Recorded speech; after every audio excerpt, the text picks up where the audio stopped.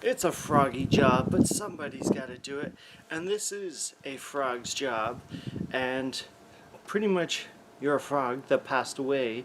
And you go back to, I assume, frog heaven. And the frog god gives you powers to go back. And I think you get your life back if you rescue 40 different frogs across 40 different levels. Now, don't get confused. These levels, they're pretty tough once you start playing one after the other. So, I think I played about the first 12 to 15, and then the game started to really amp up the difficulty. So, pretty much, you're a frog reaper with the power to stop time, and you won't achieve full reincarnation, that's what it is, until you save the lost souls of these 40 frogs. And pretty much to do that you have to beat 40 levels in this game. So I went into this blind after seeing like Mario-esque graphics. I thought, hey, cool, it looks like a Super Mario Brothers 3.5 with frogs. But it's really more of a platformer with like a tougher and tougher puzzles than a Mario clone. So I sort of went with it and sort of kept playing, and it's still a pretty cool game after playing it. So pretty much the world graphics really are what drew me in. I guess they tried to go after like Super Mario Brothers 3 graphics and ended up with this, and they're pretty nice and they really do attract you to the game initially. The game isn't too tough, as I said. I got to around level 12, 15, and then it started getting more challenging and you actually had to get good.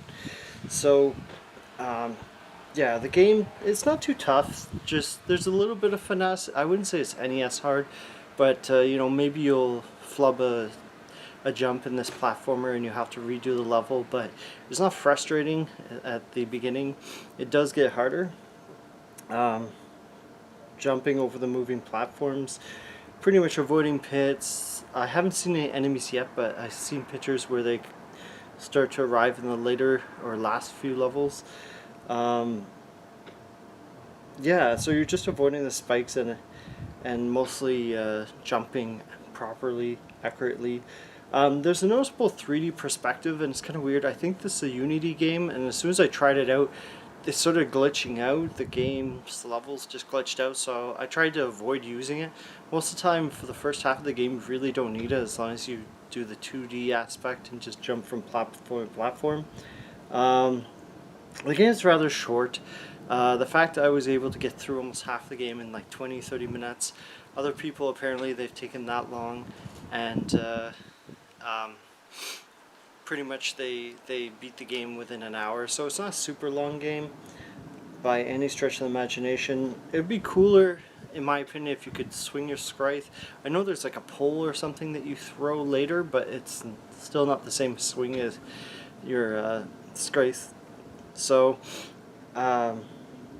it's a solid 7.5. It just won't occupy you for very long. It's, as I said, like half the game is fairly easy. It goes for $3.69 regular price, so it's not going to break your bank even if it is a short game.